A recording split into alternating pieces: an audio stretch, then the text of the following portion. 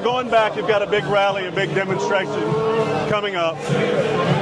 Potentially after that, you could be seeing doing some serious time, depending on what happens. Though, how does that make you feel? Obviously, I'm nervous. I'm worried. But again, I've been in this for 15 years. What's my job as a journalist to expose their corruption? Then putting me in prison. 50 million people have watched that film. 51 million. 51 million people know the only crime I committed was telling the truth.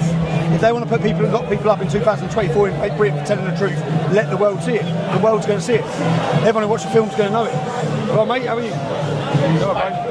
Yeah, how are you, mate? Cheers, bro, thanks. Cheers, bro. I'll take a picture. Yeah, of course, man, yeah, of course. So I'll take it for you. People have seen the truth and they're going to see more than the truth. How you doing?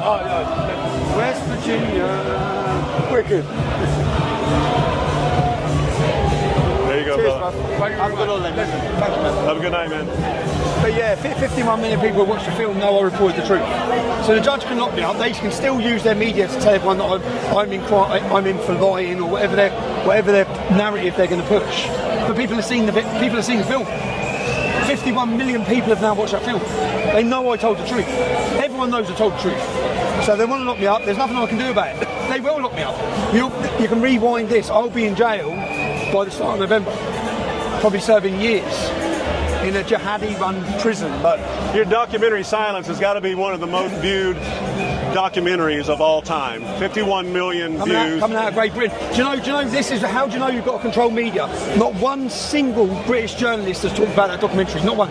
They've not mentioned it. No journalist in Britain has mentioned it. Do you know what? Nigel Farage hasn't mentioned it. None of the so-called alternative people have mentioned it. GB News hasn't mentioned it. No one's mentioned it. Everyone is controlled. None of them have even mentioned what the corruption we expose, the fact that I'm going to jail for telling the truth. None of them must speak about it. They just ignore it. They ignore it and hope it won't happen to them. Tell me, we've got about 30 seconds left here. What would you like to say as a send-off or one final message? If you're watching this and you've never experienced Benidorm, get yourself Benidorm. Tommy Robinson is the best.